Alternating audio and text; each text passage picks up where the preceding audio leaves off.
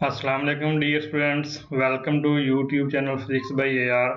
Dear students, आज हम physics 11 के चैप्टर नंबर 3 के नेक्स्ट टॉपिक को स्टडी करेंगे, जिसके अंदर हम पढ़ेंगे review of equation of motion और Newton first law of motion क्या होता है।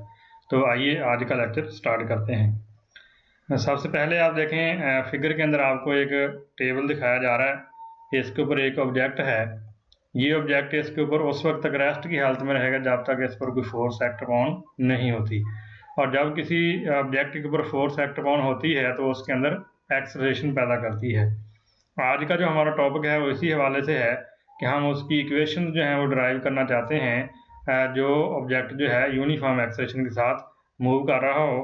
तो आइए उसको एक्सप्लेन करते हैं। ये देखें, ये ब्लॉक एट रेस्ट रहेगा जब तक इस पर फोर्स एक्ट अपॉन नहीं होती, लेकिन फोर्स जब एक्ट अपॉन होती है तो उसमें एक्सेलरेशन पैदा होता है। एक और चीज़ देखें, ये बाल है। ये बाल यूनिफॉर्म मोशन के साथ जा रही है। ये अपनी मोशन को कंटिन्यू रखेगी जब तक इसके ऊपर कोई एक्सटर्नल फोर्स एक्ट अपॉन नहीं हो जाती। सिमिलरली ये कार है। ये कार जो है अपनी हरकत को जारी रखेगी जब तक कि कोई एक्सटर्नल फोर्स इसके ऊपर एक्ट अपॉन नहीं हो जाती। तो अगर हमारा ऑब्जेक्ट जो है वो यूनिफॉर्म एक्सेलरेशन के साथ चल रहा है तो उसके लिए हम इक्वेशन ऑफ मोशन जो है उनको स्टडी करते हैं। तो आइए देखते हैं कि ये इक्वेशन ऑफ मोशन क्या हैं और ये कहाँ कहाँ अप्लाई होंगी, किस न्यूमेरिकल के अंदर हम कौन सी इक्वेशन जो है उसको अप्लाई कर सकते हैं। और फिर इसी लेक्चर के एंड पे हम Newton first law of motion को स्टडी करेंगे, और इसके अलावा हम लॉ ऑफ इनर्शिया या इनर्शिया क्या होता है उसको एग्जाम्पल के साथ एक्सप्लेन करने की कोशिश करेंगे। तो देखते हैं इक्वेशन ऑफ मोशन क्या होती हैं। Equation of uniformly accelerated motion, हम अज्यूम करते हैं कि हमारे पास एक ऑब्जेक्ट है। जैसे कि आप सामने स्क्रीन पर ज़रा गौर करें। Suppose an object is moving with the uniform acceleration a. एक ऑब्जेक्ट है जिसका एक्सेलरेशन ए है along a straight line if its initial velocity is vi। उसकी इनिशियल वेलोसिटी vi है and final velocity after time interval t is vf, और time interval t के बाद उसकी फाइनल वेलोसिटी vf हो जाती है। Let the distance covered during this interval be s, और अज्यूम करते हैं कि इसके दौरान जो इंटरवल उसने ट्रैवल किया वो कैपिटल S है। अब यहाँ ज़रा गौर करें तो हमारे पास कुल जो हैं 5 वेरिएबल्स हैं, 5 क्वांटिटीज़ हैं, जिनमें नंबर 1 यूनिफॉर्म एक्सेलरेशन है, नंबर 2 इनिशियल वेलोसिटी है, नंबर 3 टाइम है, नंबर 4 फाइनल वेलोसिटी है, और नंबर 5 जो है डिस्टेंस है। इन 5 क्वांटिटीज़ में से 4 के दरमियान जो रिलेशन बनाया जाएगा उनको हम equation of uniform accelerated motion का नाम देंगे, या हम जस्ट उनको इक्वेशन ऑफ मोशन का नाम भी देते हैं।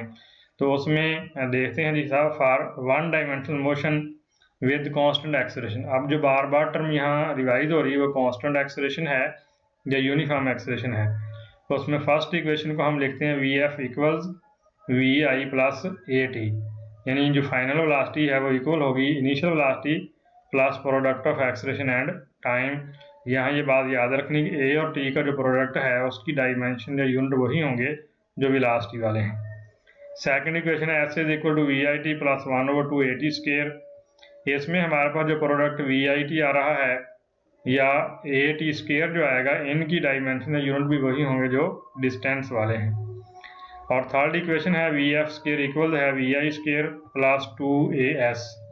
अब यहाँ पर जो 2AS जो हमारे पास प्रोडक्ट बन रहा है, ये इसके यूनिट डायमेंशन वही होंगे जो वेलोसिटी के स्क्वायर वाले होते हैं। इसकी समरी देखें, this is the simplest type of. तो डियर स्टूडेंट साहब, हम इसकी समरी की तरफ आते हैं। The simplest type of motion है इन जिसको हम स्टडी कर रहे हैं। It Lay's the ground work for more complex motion. ये यानी जो इससे मज़ीद कॉम्प्लिकेटेड मोशन है उसको स्टडी करने में हमारी हेल्प करेगी। Kinematics variable in one dimension, और जिसके अंदर वेरिएबल आते हैं वन डायमेंशन के हवाले से, उनमें नंबर 1 पोजीशन है जिसको x यानी फंक्शन ऑफ टाइम लिखा गया है, जिसको हम कैपिटल S भी लिखते हैं। इसका यूनिट मीटर होता है और इसकी डायमेंशन जो है वो कैपिटल L है। दूसरा वेरिएबल हमारे पास वेलोसिटी है जो v है, इसका यूनिट मीटर पर सेकंड है और इसकी dimension L over capital T है। एक्सेलरेशन a है जिसका यूनिट मीटर पर सेकंड स्क्वायर है और उसकी डायमेंशन LT स्क्वायर है, L ओवर T स्क्वायर है। ये तमाम की तमाम जो है ऑल डिपेंड्स ऑन टाइम, ये सारी टाइम पे डिपेंड करती हैं। ऑल आर वेक्टर्स, तमाम की तमाम क्या हैं, वेक्टर्स हैं। मैग्नीट्यूड एंड डायरेक्शन वेक्टर्स, और इनमें दोनों चीज़ें इन्वॉल्व होंगी, मैग्नीट्यूड भी और डायरेक्शन भी। Equation for motion with constant acceleration, ये इक्वेशन जो है कौन सी इक्वेशन कहाँ जो है वो यूज़ हो सकती है, तो उसके लिए नंबर 1 देखें, v बराबर है v0 प्लस ए टी। ये असल में वी आई और वी एफ को इंडिकेट करता है, यहाँ पर प्लस ए टी ये हमारा वी एफ है, v जो शुरू में लिखा गया ये वी आई के अगेंस्ट आ रहा है, तो इसमें हमारे पास यानी इनिशियल पोजीशन जो है वो मिस हो रही है। दूसरा एक्स मैंथ एक्स नॉट है बराबर V naught T plus 1/80 square, तो इसके अंदर हमारे पास जो है v मौजूद नहीं है। अब यहाँ जो एक्स मैंथ एक्स नॉट है ये दरअसल डिस्टेंस है, यानी ऐसी इक्वेशन जिसके यानी ऐसा न्यूमेरिकल या ऐसा हमारे पास कोई न्यूमेरिकल या प्रॉब्लम आ रहा है जिसके डाटा के अंदर डिस्टेंस दिया ही नहीं गया, तो उस सूरत में सिर्फ first equation of motion he use हो सकती है। और ऐसा न्यूमेरिकल या प्रॉब्लम जिसके अंदर जो है फाइनल वेलोसिटी मौजूद ना हो, तो उसमें हमारे पास जो है सेकंड इक्वेशन ऑफ मोशन इस्तेमाल होगी। और जिसके अंदर टाइम ना हो उसके लिए third equation of motion use करते हैं, जिसको हम इस तरह भी लिख सकते हैं 2a एक्स मैंथ एक्स नॉट, जो इसको कैपिटल एस भी लिख सकते हैं आप, जो कि बराबर होगा वी स्केयर यानी वी एफ स्केयर, जो कि बराबर है वी नॉट स्केयर, या इसको वी आई स्केयर भी कह सकते हैं। और अगर हमारे पास एक्सलरेशन मौजूद ना हो तो हम ये फार्मूला भी यूज़ कर सकते हैं, जिसको वी एवरेज रिजर्व टी का नाम देते हैं। यहाँ एक्स मैंथ एक्स नॉट डिस्टेंस है, और 1/2 वी जो है final velocity plus initial velocity over 2, ये आपकी एवरेज वेलोसिटी बन जाती है। और अगर किसी फार्मूले के अंदर इनिशियल वेलोसिटी ना दी गई हो तो ये फार्मूला भी इस्तेमाल किया जा सकता है, यानी एक्स मैंथ एक्स नॉट जो एस है आपका डिस्टेंस है, we T minus 1/2 A T square के बराबर यूज़ किया जा सकता है। नेक्स्ट हम पढ़ते हैं कि what is Newton laws of motion. दोनों में हमारा पहला जो लॉ है वो Newton first law of motion है। इसके अंदर बहुत यानी हिस्टोरिकल बात जो है बयान की जा रही है, जिसको अरिस्टोटल फारसी के नाम से लिखा गया यहाँ पर। यानी अरिस्टोटल फारसी थी क्या, यानी अरिस्टोटल जो था उसने ऑब्जर्वेशन के दौरान जब कोई चीज़ मूव कर रही है तो कौन सी गलती की थी, उसको अरिस्टोटल फारसी का नाम दिया जाता है। क्योंकि हम साइंस पढ़ रहे हैं तो साइंस जो है इसका नॉलेज जो है ऑब्जर्वेशन के ऊपर बेस करता है, तो उसमें सबसे पहली ऑब्जर्वेशन जो अरिस्टोटल की थी, जिसके अंदर गलती क्या थी, Aristotelian law of motion states that, यानी इसका जो लॉ ऑफ मोशन था उसको हम यूँ बयान करते हैं, an external force is required to keep a body in motion. यानी अरिस्टोटल के मुताबिक किसी ऑब्जेक्ट को हरकत में रखने के लिए एक्सटर्नल फोर्स की ज़रूरत होती है। इसी को कहा जाता है अरिस्टोटल फैलेसी जिसको कहते हैं, यानी अरिस्टोटल ने क्या गलती की थी।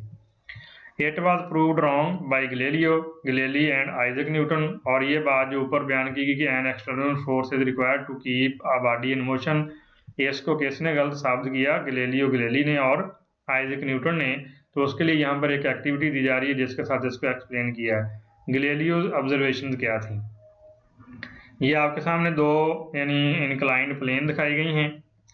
इसके अंदर ये हमने कोई यहाँ पर रुकावट लगाई है, यानी किसी चीज़ को स्टॉप करने के लिए, और ये हमारे पास कोई बाल है जिसको हम यहाँ से थ्रो करेंगे। तो गलीलियो की ऑब्जर्वेशन ये थी कि ये बाल जितनी हाइट से हम इसको गिराएंगे तो ये वापस उतनी ही हाइट तक जा सकती है। ये हम इसका लेवल ले रहे हैं, ये जो ब्लू लाइन आपको नज़र आ रही है ये इस बाल का लेवल है। और गलीलियो की ऑब्जर्वेशन ये थी कि ये गेंद जितनी हाइट से यहाँ से चल के जाएगी दोबारा उतनी ही हाइट गेन कर लेती है। जबकि अरिस्टोटल ने क्या कहा था कि एक्सटर्नल फोर्स की ज़रूरत होती है किसी बॉडी को मोशन में रखने के लिए। देखते हैं एक्टिविटी को, तो ये देखें गेंद को छोड़ा गया तो जितनी हाइट से उसको छोड़ा गया उतनी हाइट पे वापस आ गई। दोबारा देखें, ये इसकी इनिशियल हाइट है जहाँ पर ये रुकी हुई है, और जब हम इसको यहाँ से छोड़ेंगे तो ये देखें दूसरी जो इंक्लाइन प्लेन है उसके ऊपर बिल्कुल एग्जैक्ट उसी हाइट पे पहुँच जाती है। A ball released from the rest on one plane rolls down and climbs up the other, के जो बॉल हमने रेस्ट मोशन से एक प्लेन के ऊपर रोल की वो दूसरी प्लेन के ऊपर उतनी ही हाइट तक चली जाती है।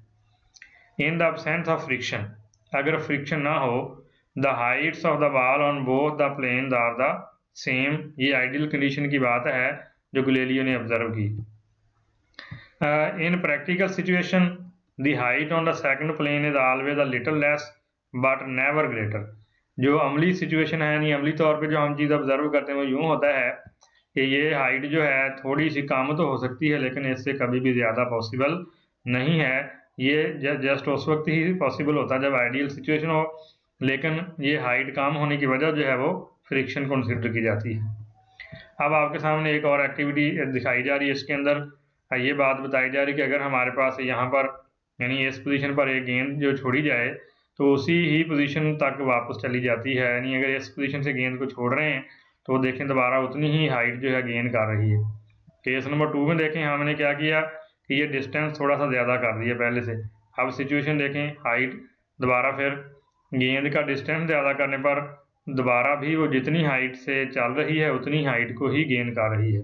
और केस नंबर 3 में देखें कि जब हम यहाँ पर गेंद को छोड़ेंगे और आगे हमने कोई रुकावट नहीं लगाई, ये हाइट मौजूद नहीं है, तो गेंद जो है अपनी हरकत को मुसलसल जारी रखेगी और ये कभी नहीं रुकेगी। देखें ज़रा गौर करें, तो तीनों केसेस जो हैं आपके सामने नज़र आ रहे हैं। A ball release from rest in case number 1 reach the same height on the other side in the absence of friction. और केस नंबर 2 में आपने देखा ball reach the same height on the other side in the absence of friction but travel the longer distance. और case number आप 3 में देख रहे हैं which is the limiting case, the ball rolls down and continues to move in the horizontal direction through infinite distance in the absence of friction. तो ये हमारे जो रिजल्ट्स हैं इन्हीं की बुनियाद के ऊपर ही न्यूटन लॉ जो है वो बेस करते हैं। तो देखते हैं गैलीलियो कैसे नतीजे पर पहुंचा।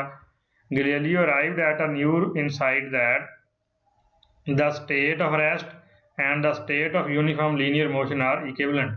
यानी रेस्ट की हालत में होना या यूनिफॉर्म मोशन के अंदर होना, ये दोनों एक ही स्टेट की दो मुतरादिफ हालतें हैं।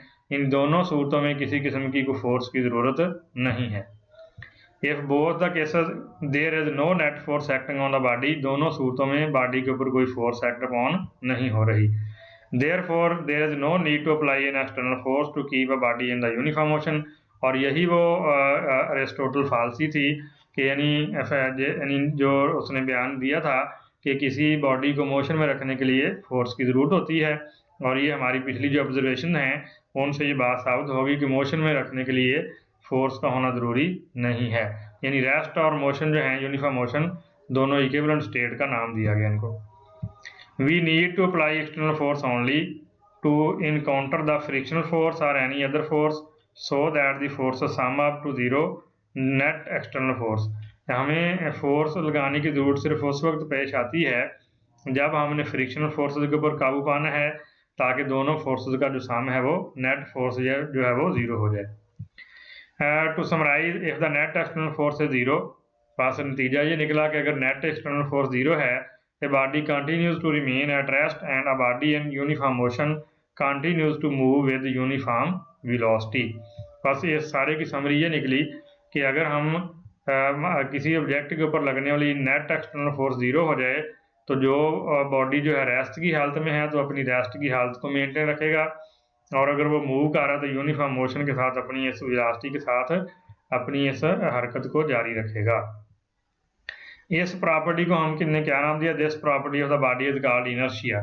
इस प्रॉपर्टी को कि बॉडी जो है अपनी हालत को मेंटेन रखता है, चाहे वो रेस्ट की हालत हो या यूनिफॉर्म मोशन की हालत हो, उसको इनर्शिया का नाम दिया जाता है।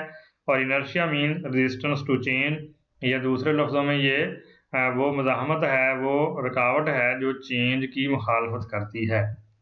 गैलीलियो's फिर लॉ ऑफ इनर्शिया क्या हुआ, a body does not change its state of rest और uniform motion unless an external force compels to change its state. कि कोई बॉडी जो है वो अपनी रेस्ट की हालत या यूनिफॉर्म हालत को चेंज नहीं करता जब तक कि उस पर कोई एक्सटर्नल फोर्स एक्ट अपॉन ना हो जाए।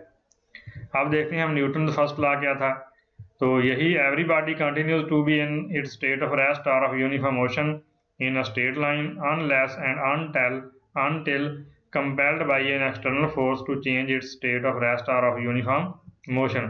कि हर जिस्म जो है वो अपनी हालत को बरकरार रखेगा, कंटिन्यू रखेगा स्टेट ऑफ रेस्ट या मोशन को, हत्ता कि उसके ऊपर कोई एक्सटर्नल फोर्स एक्ट अपॉन ना हो जाए। In simple words, if the net external force on a body is zero दूसरे लफ्ज़ों में हम यूं कह सकते हैं कि अगर ऑब्जेक्ट पे लगने वाली नेट एक्सटर्नल फोर्स ज़ीरो हो जाए, इट्स एक्सलेरेशन इज ज़ीरो, या acceleration can be non zero only if there is a net external force on the body. यानी एक ही स्टेटमेंट, इक्विवेलेंट स्टेटमेंट कह सकते हैं कि ऑब्जेक्ट जो है अगर उस पर नेट एक्सटर्नल फोर्स ज़ीरो है तो उसमें एक्सलेरेशन पैदा नहीं होगा, और अगर ऑब्जेक्ट के अंदर एक्सलेरेशन नहीं है तो इसका मतलब उसको नेट फोर्स एक्ट अपॉन नहीं हो रही। तो उसके लिए ज़रा गौर करें, ये हमारे सामने एक टेबल है और टेबल के ऊपर एक मास m है, ऑब्जेक्ट रखा गया है। इसका जो वेट है फोर्स ऑफ ग्रेविटी है जो कि वर्टिकली डाउनवर्ड एक्ट अपॉन हो रहा है, और ज़ाहिर है टेबल ने इसको यहाँ पर रोका हुआ है, तो जितना इस टेबल के ऊपर इस ऑब्जेक्ट ने वेट लगाया है उतना ही जो है ये टेबल इस ऑब्जेक्ट के ऊपर फोर्स लगाएगा, जिसको रिएक्शन फोर्स या नॉर्मल फोर्स आर का हम नाम देते हैं। Since the block is at rest, block क्योंकि रेस्ट की हालत में, the normal reaction R must be equal and opposite to its weight, तो नॉर्मल रिएक्शन जो है इस यानी ऑब्जेक्ट के वेट के इक्वल और अपोजिट होना चाहिए। अब दूसरी सिचुएशन में देखें, यहाँ हम एक एक्टिविटी के साथ इसको एक्सप्लेन करते हैं। ये आपके सामने टेबल और ये इसके ऊपर ऑब्जेक्ट रखा गया है, तो ये ऑब्जेक्ट अपनी इस स्टेट ऑफ रेस्ट को मेंटेन रखेगा जब तक कि हम इसके ऊपर कोई एक्सटर्नल फोर्स नहीं लगाते, और यही Newton first law of motion है कि ऑब्जेक्ट जो है अपनी रेस्ट की हालत है तो रेस्ट की हालत को मेंटेन रखेगा। तो आप देखिए अगर हम इस पर फोर्स लगाएंगे तो फिर क्या होगा, ये हरकत में आएगा। दोबारा देखें ज़रा, the block remains at rest, block rest की हालत में रहेगा कब तक, unless and until it is acted upon by an external force. दोबारा देखें कि जब तक ब्लॉक के ऊपर कोई फोर्स एक्ट अपॉन नहीं होती तो ये रेस्ट की हालत में है, और जब इस पर फोर्स लगाई जाती है तो ये हरकत में आता है। दूसरी एग्जांपल देखें, इसमें एक बॉल दिखाई जा रही है जो कंटिन्यूस मोशन में है, लेकिन ये अपनी मोशन को कंटिन्यू रखेगी जब तक इसको आगे से रोका नहीं जाता। तो देखें, the ball continue to be in uniform motion unless and until it is acted upon by an external force. दोबारा देखें कि गेंद जो है वो अपनी हरकत को बरकरार रखेगी जब तक कि उसको कोई एक्सटर्नल फोर्स ना रोक दे। तीसरी सूत्र में देखें, कार है, the car continue to be in uniform motion, car जो है अपनी हरकत को जारी रखेगी अगर जब तक उस पर कोई एक्सटर्नल फोर्स एक्ट अपॉन नहीं हो जाती, इन the absence of N external force. दोबारा देखें कि कार जो है अपनी यूनिफॉर्म मोशन को मेंटेन रखेगी जब तक उस पर कोई बैरूनी फोर्स यानी कोई ब्रेक हम नहीं लगाते, या उसके ऊपर हम कोई उसी सिमत में डायरेक्शन में फोर्स नहीं लगाते जिधर को जा रही है। इनर्शिया क्या है, inertia is the inherent property of a body, हर बॉडी की यानी विरासत में इनर्शिया मौजूद होता है, due to which it resist a change in the state of rest और ऑफ यूनिफॉर्म मोशन, जिसकी वजह से अपनी रेस्ट की हालत या मोशन की हालत में तब्दीली के खिलाफ जो क्या करता है, रेजिस्टेंस करता है, रेजिस्ट करता है, उसकी मज़ाहमत करता है। Inertia can be understood in part wise, inertia of rest या inertia of motion and inertia of direction. तो इसको हम मुख्तलिफ हिस्सों में इसको स्टडी कर सकते हैं, जैसा कि रेस्ट की हालत में, मोशन की हालत में या डायरेक्शन की सूरत में। Mass is the measure of the inertia of body, अगर हम यानी इनर्शिया की मेजरमेंट की बात करें तो मैस जो है उसकी मेजरमेंट है, यानी यूँ कह लें कि mass is the measure of the inertia of the body, mass जो है इनर्शिया की मैच है, और ज़ाहिर है ये मैस की वजह से मेजर किया जाता है, या यानी इनर्शिया जो है इसको मैस कहते हैं, तो इसका यूनिट किलोग्राम में लिया जाएगा। Heavier objects have more inertia than lighter objects, for example a stone of size of football has more inertia than football, in size अगर तो दोनों के बराबर हैं फुटबॉल और स्टोन का, लेकिन स्टोन का मैस ज़्यादा है लिहाजा उसका इनर्शिया ज़्यादा होगा। दूसरी एग्जांपल देखें, cricket ball has more inertia than a rubber ball of the same size, cricket की बॉल जो है सेम मास वाली जिनका साइज सेम है उसका इनर्शिया रबड़ बॉल से ज़्यादा होता है। इनर्शिया ऑफ रेस्ट क्या है, फिगर में देखें आपके सामने ये एक स्टॉक है जिसके अंदर सिक्के रखे गए हैं, और यहाँ से अगर हम इस सिक्के को यानी इसके अंदर लगाएंगे, इसको स्ट्राइक करेंगे, तो आप देखेंगे कि ये सिक्का जो है इसके अंदर से गुजर के आगे चला जाएगा। देखिए ज़रा गौर करें, तो ये सिक्के ने क्या किया कि ये इसके साथ टकराया और वो रेस्ट की हालत में, अगर दूसरा सिक्का जो है आगे चला गया। दोबारा देखें, इनर्शिया ऑफ रेस्ट यानी जो ऑब्जेक्ट रेस्ट की हालत में रहना चाहता है वो अपनी हालत को बरकरार रख सकता है।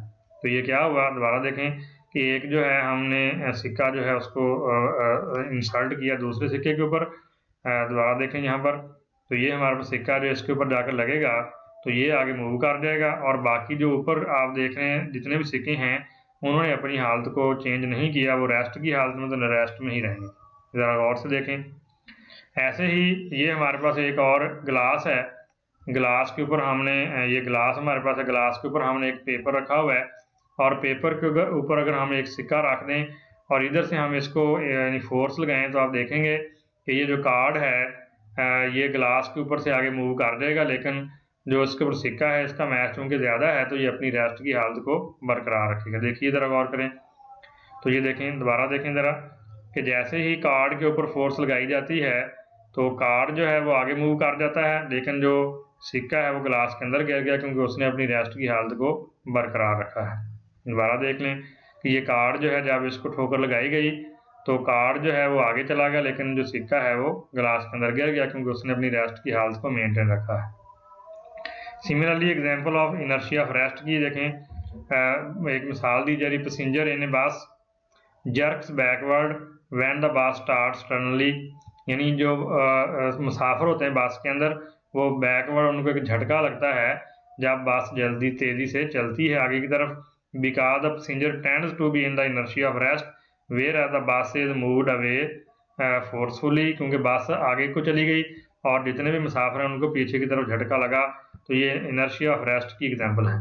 Similarly when A bed sheet is flicked away suddenly, जैसे ही हम किसी यानी बेड शीट को ज़ोर से हम यानी झाड़ते हैं तो dust particle fall the way as they tend to be in inertia of state, क्योंकि वो अपनी रेस्ट की हालत को बरकरार रखना चाहते हैं, इसलिए वो चादर जो है उसके आगे पीछे हरकत कर जाती है और डस्ट पार्टिकल जो है उससे अवे चले जाते हैं। तीसरी एग्जांपल है when a branch of tree carrying a mango is suddenly flicked mango falls off due to inertia of rest, अगर हम किसी आम जो है उसकी टहनी को ज़ोर से हिलाते हैं, फ्लिक्ड करते हैं, तो मैंगो जो है वो नीचे गिर जाता है क्योंकि वो रेस्ट की हालत को बरकरार रखना चाहता है, लेकिन जो उसकी टहनी है वो ज़ोर से हिल गई। Example of inertia of motion, motion की मिसालें क्या हैं, पैसेंजर इन ए बस jerk forward when the bus stop suddenly, अगर चीज़ हरकतकारी तो हरकत को मेंटेन रखना चाहती है तो उसकी एग्जांपल बस की है कि बस चलती जा रही है लेकिन जब यकदम उसको रोका जाता है तो जितने मुसाफिर हैं वो आगे की तरफ झटका खाते हैं, because the passenger tends to be in inertia of motion where the bus stop forcefully. An athlete after reaching the finishing point can not stop suddenly, ऐसे ही एक जो दौड़ लगाने वाला आदमी है, जो एथलीट है, वो जब अपने फाइनल पोजीशन पे पहुंचता है तो यकदम अपने आप को नहीं रोक सकता, और इफ ही स्टॉप्स सडनली, अगर वो कोशिश करता है, then he falls toppling head down, तो वो सर के बल नीचे जा गिरेगा। तो ये मिसाल है example of inertia of motion. एक और मिसाल देखें, car take some time and move through some more distance before coming to rest even after the application of brake, इसकी मिसाल जो कार की भी ले सकते हैं कि कार को जब ब्रेक लगाई जाती तो ब्रेक लगाने के बावजूद वो कुछ डिस्टेंस ट्रैवल करने के बाद अपने आप को रोकती है, तो ये इनर्शिया ऑफ मोशन की एग्जांपल है। ऐसे ही a rotating fan continues to do so for some more time even after the current is switched off, अगर पंखा बंद भी कर देते हैं तो कुछ देर तक अपनी हरकत को मेंटेन रखता है। Oscillating simple pendulum bob does not halt at the mean position but continues to move further, ऐसी सिंपल पेंडुलम जो है अगर उसके ऊपर लगाने वाली फोर्स रोक भी दी जाए तो यकदम नहीं रुक जाता बल्कि अपनी मीन पोजीशन के इर्द कई दफ़ा वाइब्रेट करने के बाद रुकता है। वैन ए कार और बस turns around a sharp corner, अगर कार या बस जो है एक बड़े तेज़ कॉर्नर के ऊपर मुड़ती है जो बड़ा शार्प है, we tend to fall sideways because of our inertia to continue to move in the straight line, क्योंकि हम स्ट्रेट लाइन में अपनी हरकत को जारी रखना चाहते हैं और बस या गाड़ी ने जो है वो शार्प कॉर्नर के इधर टर्न ले लिया तो हम बाहर की तरफ गिरते हैं, तो ये हमारे यानी स्ट्रेट फॉरवर्ड रहने के इनर्शिया की एग्जांपल है। It is dangerous jump out of moving बस, इसी तरह किसी बस के ऊपर से छलांग लगाना बड़ा ख़तरनाक है, because the jumping man's body is in the state of inertia of motion, क्योंकि जो बॉडी होगा वो मोशन की हालत में होगा, but the legs are suddenly stop, लेकिन हमारी जो पाँव हैं या टांगें एकदम रुक जाएंगी, by the ground and hands he topples down, और हम आगे की तरफ उल्ट जाएंगे या गिर जाएंगे, मुंह के बल गिर जाएंगे।